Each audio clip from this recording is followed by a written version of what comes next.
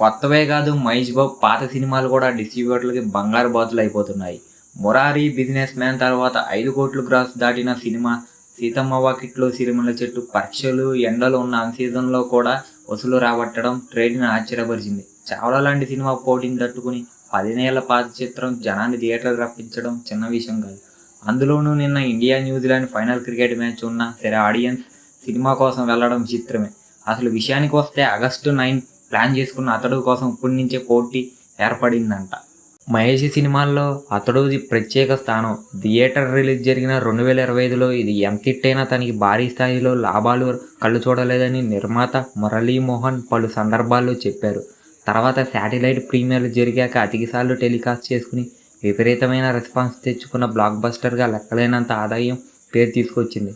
అప్పట్లో DVD అమ్మకాల్లో అతడుదే record. Mani Sharma పాటలు, సోనూ సూద్ పాత్ర, త్రిష గ్లామర్, బ్రహ్మానందం కామెడీ ఇవన్నీ ఒకదాన్ని మించి మరొకటి పదే పదే మళ్ళీ చూసేలా చేశాయి. స్లో అతడుకి దక్కబోయే వెల్కమ్ మామూలుగా ఉండబోదు. 4K పనులు ఆల్రెడీ మొదలైపోయాయి. సౌండ్ మిక్సింగ్ ప్రత్యేకంగా చేస్తున్నారని తెలుస్తుంది. SMB29 రావడానికి ఇంకా చాలా కాలం టైం ఉంది కాబట్టి అతడుని కొత్త రిలీజ్ అన్న రేంజ్లో సెలబ్రేట్ చేసుకోవడానికి ఫ్యాన్స్ ప్లాన్ చేస్తున్నారంట. దీనికన్నా ముందు అతిథి, టక్కర్ దొంగ వచ్చే ఛాన్స్ ఉన్నప్పటికీ అతడు రిలీజ్ అయ్యేది పుట్టినరోజు కాబట్టి స్పెషల్ మెమరీగా చేసుకుంటారు. అందుకే ఇప్పటి నుంచే డిస్ట్రిబ్యూటర్లు మురళీమోహన్ని తరచూ సంప్రదిస్తూ భారీ రేట్లు ఆఫర్ చేస్తూ హక్కులు ఇవ్వమని అడుగుతున్నారు.